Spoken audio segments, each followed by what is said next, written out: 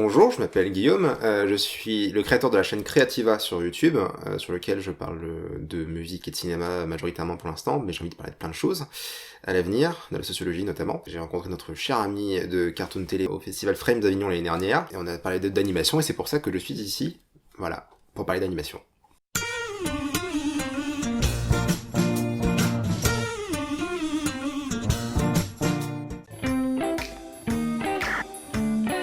C'était certainement le Roi Lion. Enfin, mes parents me disent que je passais des heures à regarder le Roi Lion quand j'étais petit.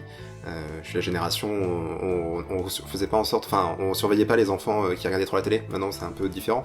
Mais en tout cas, à l'époque, du coup, mes parents me laissaient regarder vraiment en boucle le Roi Lion, apparemment. Mais j'en ai aucun souvenir, j'étais vraiment petit. J'ai quand même cassé la cassette à cause de ça. Mais bon, moi, mon premier vraiment souvenir, c'est Toy Story, en fait. À l'époque, j'étais à fond vraiment Toy Story. J'avais Buzz l'éclair, j'avais Woody, j'étais à fond. J'ai vu le premier en cassette. C'était à Noël. J'avais eu la cassette en cadeau à Noël, un cadeau de Noël. Je l'ai regardé avec mon frère dans le canapé. J'habitais à Lorient à l'époque. Et le deuxième, j'étais le voir au cinéma. Toy Story m'a accompagné d'ailleurs quasiment toute ma vie maintenant.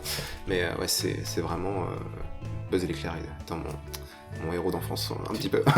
Je suis Buzz l'éclair, ranger de l'espace, protection universelle. Mon vaisseau s'est écrasé ici par erreur.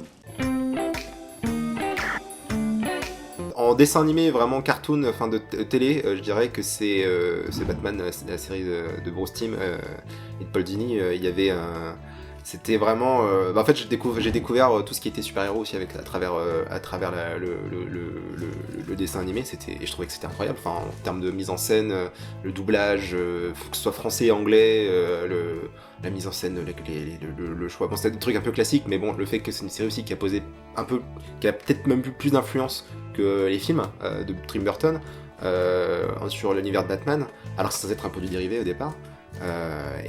Mais l'ensemble, tous les personnages, le fait qu'on c'est assez connu, mais le fait que les celluloïdes étaient en fond noir, et que du coup ça faisait que les noirs étaient hyper profonds, enfin c'est une série qui est vraiment géniale, et qui a vraiment plus, qui a changé les choses pour moi, parce que j'ai commencé à dessiner moi de mon côté avec ce dessin animé.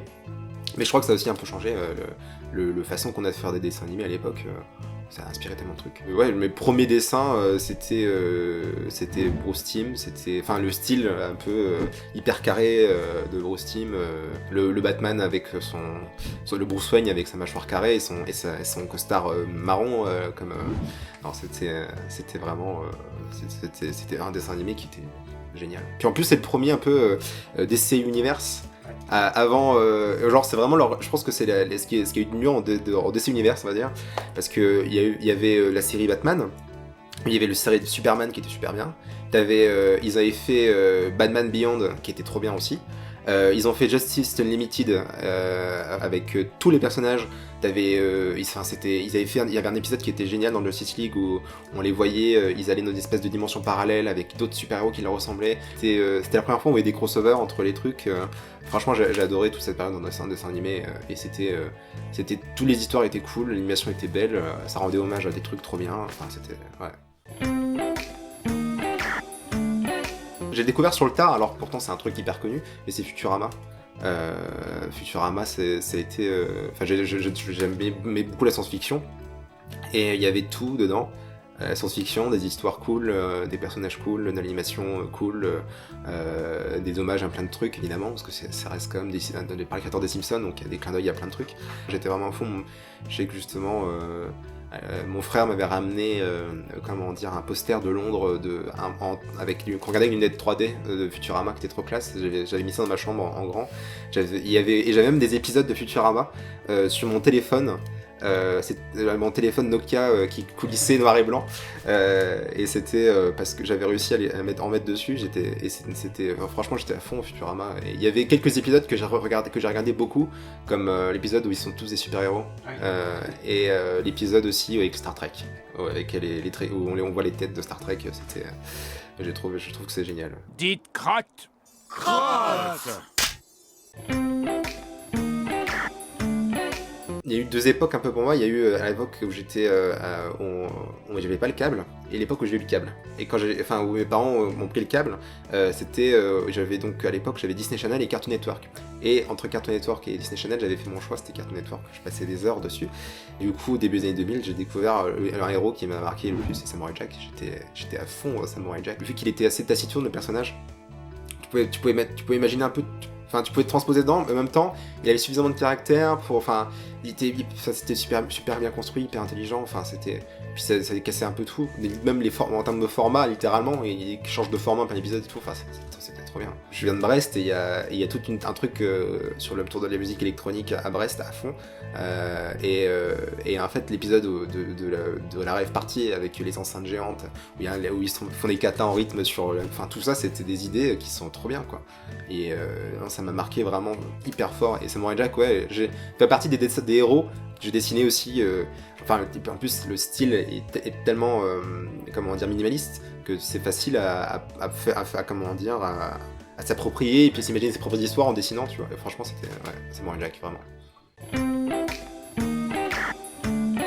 Il y a une série que j'aimerais bien revoir aujourd'hui, qui s'est arrêtée il y a bien longtemps, qui mériterait tellement un remake. Parce que le concept est tellement génial, c'est Gargoyles. Je trouvais ça trop bien. Il y avait le côté, c'était complètement Disney qui a vu le succès de Batman série animée, qui a vu le succès de Tortue Ninja. Il s'est dit, on va me faire un mélange des deux à New York, avec des trucs, un côté sombre et tout, etc. Mais bon, les personnes, je trouvais cette série trop bien. Et je pense qu'il y aurait moyen de vraiment de remettre ça au goût du jour. Quand on voit par exemple comment les Tortues Ninja, les différents remakes, et finalement ils sont assez cool tous. Il y aurait tellement moyen de faire, puis même les séries animées Batman, il y en a eu tellement après qui sont aussi cool, et je pense qu'il y aurait moyen de continuer de faire un peu prospérer. Je sais pas ce que fait Disney, quoi. Ils ont je sais pas combien de licences, ils préfèrent recycler, ils recyclent un tas de choses, mais ils recyclent pas aussi des trucs comme ça. Enfin, je trouve que c'est particulier. Je parlais tout à l'heure de Futurama, c'est effectivement une des séries les plus drôles que j'ai vues. Il y en a plein des très drôles. En fait, c'était un peu difficile de choisir, de penser à la série la plus drôle. Mais en fait, pour pas reparler forcément de Futurama, il y en avait une autre qui m'a fait quasiment rire autant quand j'étais gamin, c'était Johnny Bravo. C'est censé être l'incarnation du héros, le mec il a un physique parfait, et il incarne en plus un mélange entre Duke Nukem, James Dean, enfin c'est une espèce de... Et en fait il est censé être le mal alpha, et en fait il se prend toujours et c'est déjà une espèce de critique du virilisme absolu, et et je trouvais ça hyper génial comme concept, et en fait il y avait tout un truc genre, il va passer tout son épisode à essayer de draguer une fille, puis au final elle va partir avec Mel Gibson, ou jamais il y arrive, et j'étais mort de rire. Il y avait tout un épisode que j'ai trouvé génial où en fait il part d'une espèce de quête initiatique pour retrouver du gel pour coiffer sa banane, où après, après on apprend que dans le espèce de goulash du chef cuisinier, l'ingrédient secret c'est le gel, donc il met sa tête dans le truc pour se coiffer. Enfin, c'est complètement débile, mais c'était génial. Enfin, c'était vraiment Cartoon Network ils enchaînaient vraiment des trucs qui étaient trop bien. C'était hyper moderne, hein. Et puis vraiment tout le discours du mec, en fait, c'est un loser, quoi. Alors que c'est censé être un idéal, hein, entre guillemets, à ce que la société présente comme un idéal, bah, la série le présente comme un loser. Et parce qu'en fait, il n'y a pas d'idéal, et que voilà, franchement, dans Johnny Bravo, hyper intelligent, et vraiment, mais en même temps complètement débile, et c'est ça qui était, c'est pour ça que c'est génial aussi, c'est que c'est le juste équilibre entre quelque chose de vraiment pertinent et quelque chose de complètement débile et drôle, quoi.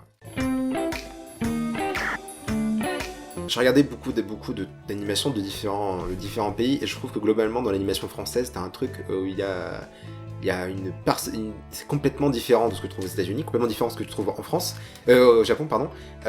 Mais il y a des dessins animés français qui sont d'une beauté, mais en même temps hyper particuliers. Je me rappelle Planète Sauvage, par exemple, ou Triplets de Belleville, Sylvain Chomet. Enfin, quand j'ai lu ça, gamin, ma mère me met devant un dessin animé pour regarder un dessin animé, et je te regarde un truc. T'avais une grand-mère qui fait la pêche à la grenouille à la grenade. Enfin, tu fais, c'est les cyclistes avec des cuisses énormes. En plus, mon père faisait du vélo à l'époque, j'étais trop surpris en fait de voir ça. C'était dans le Triplet de Belleville, c'était trop bien. Et puis même tout ce qu'a fait, et même chez Xdilam et tout, il y a un côté, un truc dans l'animation hyper. dans les déformations des corps et tout, genre entre c'est du en fait genre Tom, ils ont pris ce que faisait à l'époque qu'on se faisait sur Tom and Jerry avec les déformations de Tom et Jerry, et ils en ont fait une version, Oggy Cafard c'est une espèce de version moderne des Tom et Jerry, mais il y a un côté où il y a dans l'animation des perspectives, des escaliers, quand Oggy qui dévale l'escalier avec il fait des kilomètres avec des couleurs hyper criardes et tout, mais en même temps c'était franchement, dans l'animation française il y avait un truc, et je pense qu'il y a toujours d'ailleurs un truc dans l'animation française, ce que fait Bobby Pills, pareil, et même je pensais à ça, c'est de Crécy, le frère de Étienne de Crécy. Je me rappelle d'un court-métrage que j'avais vu de lui où en fait c'est un mec qui il est tout seul dans une espèce de société pourrie, enfin une espèce de dystopie futuriste où le capital a gagné, en gros, où en fait le mec il est seul et en fait il s'achète en kit une femme, le personnage, espèce de robot humaine femme, lui tombe amoureuse de lui, et quand il met la tête, en fait elle découvre à quoi il ressemble, et en fait genre le mec c'est vrai qu'il est particulièrement, c'est un côté jusqu'où peut aller l'aliénation, jusque dans le physique en fait, c'est vraiment et c'était un truc que j'ai découvert à l'époque, ça m'avait trop choqué en fait, c'était hyper choquant, et justement pourtant c'est de l'animation, enfin, et ouais, franchement il y a un truc chez les Français que j'aime beaucoup. Bon, en fait, c'est pas vraiment un dessin animé, mais enfin, tu remarqueras qu'il n'y a jamais un dessin animé dans ce que je dis. Mais il y a toute une période de l'animation américaine. Enfin, en gros, tout ce que Spielberg a fait en tant que producteur, que ce soit d'Animaniacs, Freakazoid ou comment dire, les Tiny Toons, c'est une espèce de concentré, une sorte de capsule temporelle de tout ce qu'était une époque. À chaque fois que je les regarde, tu vois, genre, moi dans les Animaniacs, il y avait les pigeons qui sont une parodie des Affranchis. Alors, les Affranchis, c'est un film culte, je pense que dans 60 ans, 70 ans, on en parlera encore des Affranchis, parce que c'est un grand chef-d'œuvre du cinéma, mais du coup, cette parodie aussi, du coup, elle restera dans le temps. T'es un pigeon affranchi et il y a une place pour toi sur cette statue pour toi. Oublie cette poule qui t'a fait de la peine. Sur Scorsese et ton domaine. Et du coup, quand tu regardes ça après, tu retrouves tous les trucs qui faisaient cette époque-là. Dans Freakazoid, t'avais Boris Yeltsin, t'avais Luke Skywalker, t'avais Hillary Clinton, t'avais... dans les Animaniacs, t'avais carrément des séquences entières à la Warner où tu voyais tous les personnages de la Warner, ils allaient dans l'espace, tu voyais un alien, t'avais Elvis Presley, et puis il revient sur Terre, après il y avait l'un des personnages qui parlait avec Michelle Pfeiffer de Catwoman, enfin, et t'avais, et c'est vraiment une espèce de capsule temporelle, je pense, que quand tu regardes toute cette production là de Spielberg de l'époque, il y a ce côté où tu revisites un peu ton enfance à chaque fois, donc ouais, Doudou complètement. Il y a un film, je suis sorti du film, j'étais cassé vraiment. C'était Toy Story 3, c'est bête, hein, mais en fait, j'avais quel âge ? J'avais 16 ans, je vais le voir tout seul au cinéma, genre je vais voir Toy Story parce que ça me rappellera toute mon enfance, etc. Le film m'a fait grandir d'un coup, quoi. Parce qu'il y a un côté, genre Andy, c'était moi, quoi, complètement. Le grand enfant qui doit lâcher ses jouets pour partir. C'était un moment important dans ma vie, genre vraiment sur le côté où j'ai réalisé que j'étais rendu à un âge, tu vois, particulier. Et comme je te disais tout à l'heure, j'ai grandi avec Toy Story, j'avais Woody, j'avais Buzz, genre ils m'ont accompagné, j'avais même marqué sur la chaussure mon prénom, voilà. Et du coup, j'ai changé, j'ai évolué dans mon rapport avec... je dis pas qu'à 16 ans je jouais encore avec Buzz et Woody, mais en fait... voilà, mais je les avais, tu sais, genre ils étaient dans un coin de ma chambre et ils étaient là, tu vois. Et en fait du coup j'ai décidé d'en faire des... Tu vois, genre j'avais grandi, donc j'ai essayé d'en faire un peu des objets de collection, parce qu'ils viennent d'une époque. Et donc du coup, ils sont toujours avec moi. Et donc ouais, quand Toy Story 3 est sorti, mais moi je me rappelle la salle de cinéma, quand la scène où ils sont dans l'incinérateur, t'avais toute la salle, t'avais des enfants qui pleuraient, c'était vraiment le truc traumatisant, et t'avais des mecs de 30 ans à côté de moi, genre des genres de jeunes cadres qui étaient au cinéma, on va voir Toy Story, parce que ça me rappelait quand j'étais ado, tu vois. Ils avaient les larmes aux yeux, quoi. C'était vraiment... De toute façon, ils sont forts, Pixar, parce qu'ils ont fait la séquence du début de là-haut aussi, où c'est super beau, etc. Et c'est hyper touchant. Ils font ça souvent, mais alors, dans Toy Story 3, je pense qu'il y a le côté, en plus... où ça parlait toute une génération en plus, quoi. Enfin, c'était vraiment... ouais, Toy Story 3 m'a touché, mais vraiment très fortement. Je parlais tout à l'heure de Samurai Jack, donc Genndy Tartakovsky. J'arrive, donc je regarde Samurai Jack. Il y avait à l'époque, j'avais été voir au cinéma comme tous les gamins d'une génération La Menace Fantôme. J'avais été voir L'attaque des clones comme tout le monde. Et Cartoon Network qui dit ouais, il va y avoir un nouveau dessin animé par le créateur de Samurai Jack, ça va être Clone Wars. Et j'étais genre trop bien, genre en attendant l'épisode 3, je vais avoir droit du... Et j'ai pris une claque, mais alors j'ai été à fond. J'ai l'impression d'avoir pris de la drogue et d'avoir été en montée de drogue pendant des années. Parce que cette série, je l'ai regardée vraiment plein de fois. Mon frère à l'époque me l'avait téléchargée sur Casa pour que je puisse la regarder en boucle. Même avec le recul, je pense que c'est presque ce qui a été fait de mieux. La prélogie, il y a des trucs très bien dedans. Voilà, il y a des gens qui crachent dessus. Moi, la course de Pod Racer, j'ai trouvé ça génial. J'ai trouvé génial dans Revanche des Sith, tout un tas de choses. Voilà, toute la séquence où il y a Anakin et Padmé qui se regardent à distance à travers Coruscant, c'est un côté très poétique et tout. Mais bon, Attaque des clones, il n'y a pas grand chose à sauver dedans par contre, il faut être honnête. Mais par contre, dans le Clone Wars, il y avait tout quoi. Et puis en fait, genre, il a explosé tout ce qu'on pouvait faire imaginable avec la Force. Il a fait des Jedi, des Super Saiyans quoi. L'épisode avec Mace Windu, où il défait une armée entière à main nue avec justement avec la Force, il est super rapide. L'épisode avec Kit Fisto, tu le vois se faire défoncer par Palpatine dans l'épisode 3 en 15 secondes, et là t'as tout un épisode qui lui est dédié, où il est sous l'eau, il fait des boules d'eau avec la Force, enfin c'est... cette série était trop bien, et puis...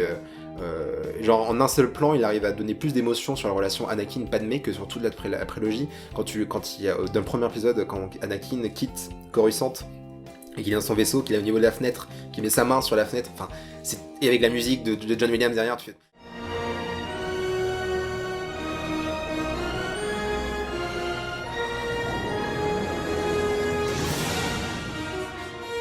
Franchement, cette série d'animation était trop bien, et en plus pile le bon format quoi. 6 minutes de pure intensité quoi.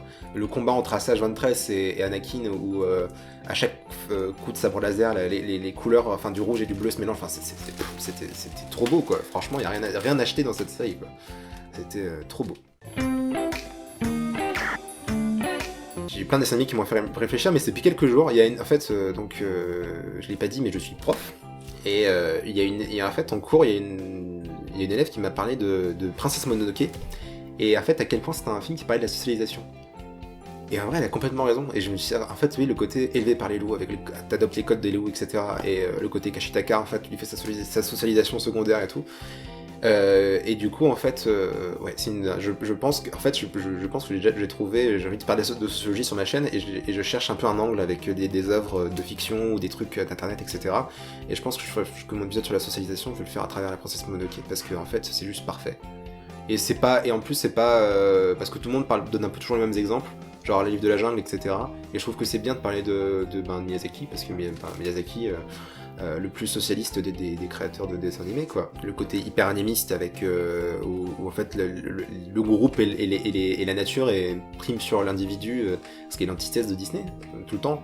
Où dans chez Disney, c'est le destin d'une personne qui prime sur le roi lion, etc. Il y a un côté très et qui est complètement qu'on retrouve pas du tout chez Miyazaki, où justement il y a le primat du groupe et de l'ensemble de l'écosystème sur et justement du coup il y a cette dimension déterministe tout le temps, et donc forcément dans Princess Mononoke c'est hyper fort quoi.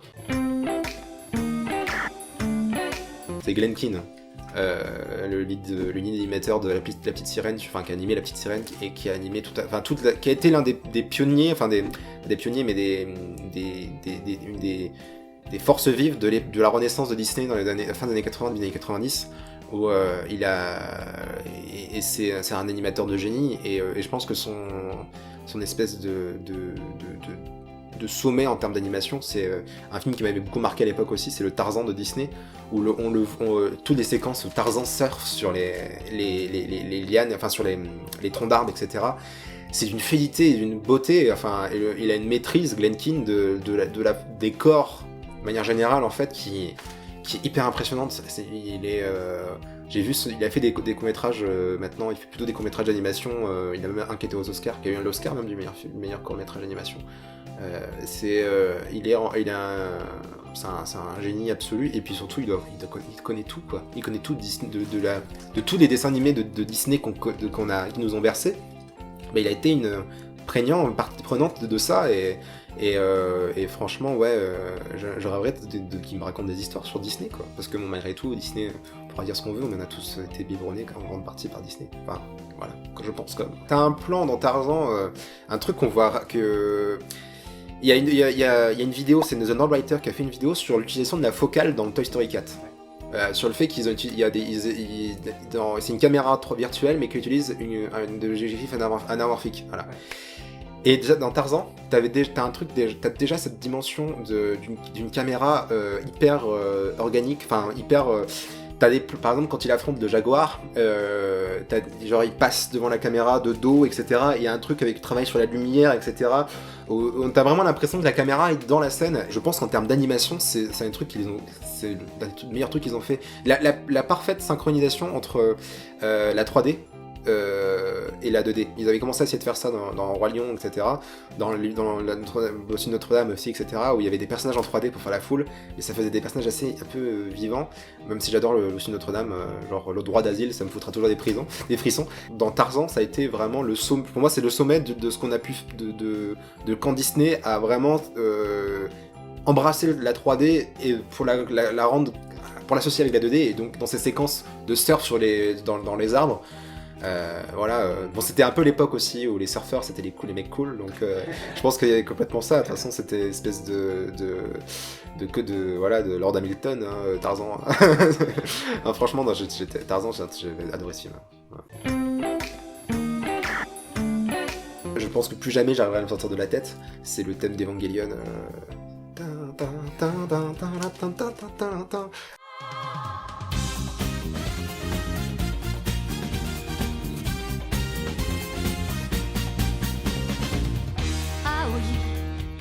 Et le pire, c'est que j'ai même pas regardé Evangelion en entier. À chaque fois, je regarde d'autres choses, et puis au final, j'oublie de regarder la fin, et puis voilà.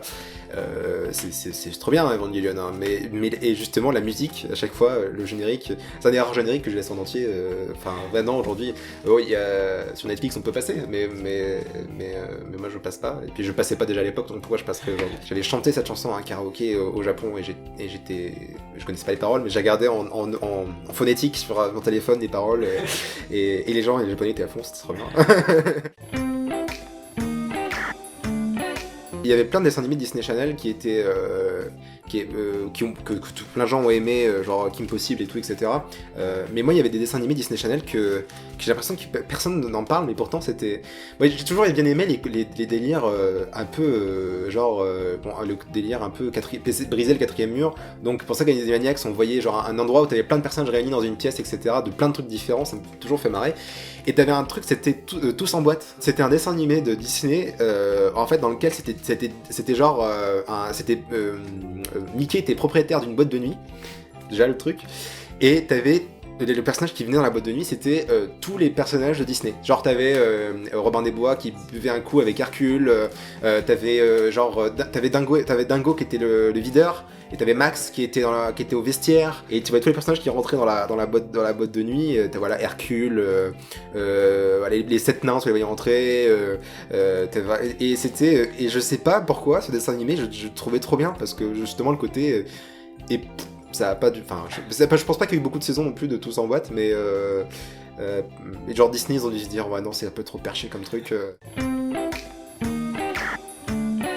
Akira, c'est tellement incroyable, genre en termes de mise en scène, Otomo, déjà les mangas étaient trop bien, le film d'animation, même si Otomo, souvent il a dit que le film d'animation il le trouvait moins bien que les mangas.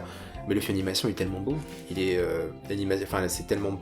Ça a été déjà le travail que ça représentait, parce que c'est sur des celluloïdes d'une taille gigantesque qui ont été fait les dessins, l'animation d'une fluidité, J'ai vu une vidéo qui parlait de ça, c'est Captain Christian qui a fait une vidéo sur Miyazaki, et il compare à Akira sur justement le fait que Miyazaki, les personnages des fois sont animés en 1 sur 2, une frame sur 2. Mais sur Akira, en fait, c'est limite animé sur du 60 images par seconde, quoi. Ils vont le ressortir en 4K, et il n'y a même pas besoin de faire de réajustement, parce qu'en fait, déjà à l'époque, la résolution des celluloïdes était énorme, parce qu'il y a rarement eu quelque chose d'aussi beau qu'Akira en animation. C'est juste une œuvre parfaite, quoi, en animation. Quand le mec il se fait fusiller en plein milieu de la rue, et qu'il se prend une rafale de... Il y a un côté genre... sur la façon dont le corps bouge, quoi. Enfin, genre... c'est parfait, quoi. Et j'avoue que j'ai quand même un peu peur de ce que du d'un remake américain, mais... Même si moi je pense qu'il y a un truc intéressant à faire avec Akira. Il y a un truc sur le lutte des classes dans Akira, et il y a un truc qui s'incarne aux États-Unis dans la lutte des classes, c'est le racisme. Et moi, tu fais un gang de motos à Néo-Brooklyn avec des Afro-Américains qui sont oppressés par un système qui, voilà, par des forces de l'ordre, etc., un racisme organisé. Ça pourrait être intéressant quand même, voilà. Et je trouve qu'il y aurait quelque chose à faire quand même. Mais après, j'espère qu'ils vont bien le faire s'ils le font. Voilà. C'est The Big O. C'est en gros Evangelion avec un seul robot dans un univers steampunk. C'est une espèce de Kaiju Eda à la sauce steampunk, et c'est un truc que je regardais justement sur Cartoon Network à l'époque, qui avait été acheté par Cartoon Network pour être diffusé. C'est un truc qui a à moitié passé inaperçu à l'époque, et avec le temps, il commence à avoir une espèce de légende autour de ce truc. T'as tout un tas de journaux aux États-Unis qui ont fait des articles sur ce truc-là pour dire à quel point c'était un chef-d'œuvre méconnu. Et le robot, quoi. Le robot de Big O, c'est un truc, j'aurais rêvé l'avoir en jouet à l'époque, il était trop beau, quoi. C'était une espèce d'usine géante, tu vois, d'usine debout. Le côté un peu c'était un côté un peu néo-noir avec le personnage, on a l'impression que c'était un peu une espèce de James Bond, le personnage principal, t'avais une ambiance dans ce truc. Bah déjà, Monsieur Flap, effectivement, Monsieur Flap sur YouTube, t'en as parlé très bien en plus.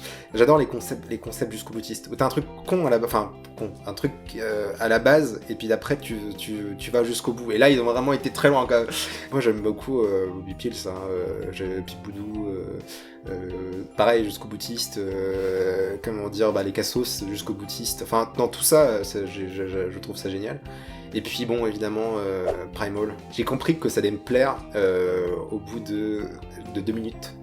Il y a eu le plan, quand il arrive dans la plaine, au début du premier épisode, il vient de chasser il y a le crocodile, il vient d'attaquer, il arrive dans la plaine, et t'as un plan sur la plaine, et en fait j'avais fait un truc d'animation, il y a une époque où j'ai voulu tenter le cours des gobelins, je n'ai pas réussi. Je me rends compte qu'il y avait beaucoup de Tarkovsky dedans, et il y a un plan dans mon dessin animé que j'avais fait, mon petit court métrage que j'avais fait, que j'ai pas terminé en plus, c'est en fait justement un personnage qui arrive dans une plaine, et c'est quasiment la même construction, et je me rends compte en fait que ça m'a tellement imprégné son travail Tarkovsky qu'en faisant des trucs, bah je me retrouve en fait à faire des trucs qu'il a fait après. Enfin il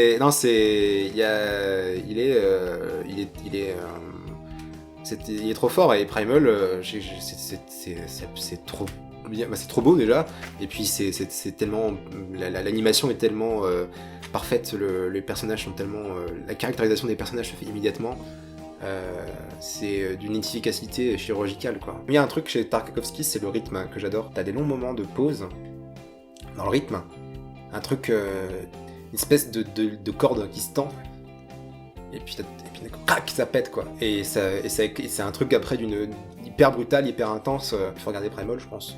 Et parce que c'est ce qu'il y a de mieux dans ce qui a été fait de mieux en 2019 dans l'animation. Il y a plein de trucs qui sont très bien, mais Primal, quoi. Vraiment trop bien.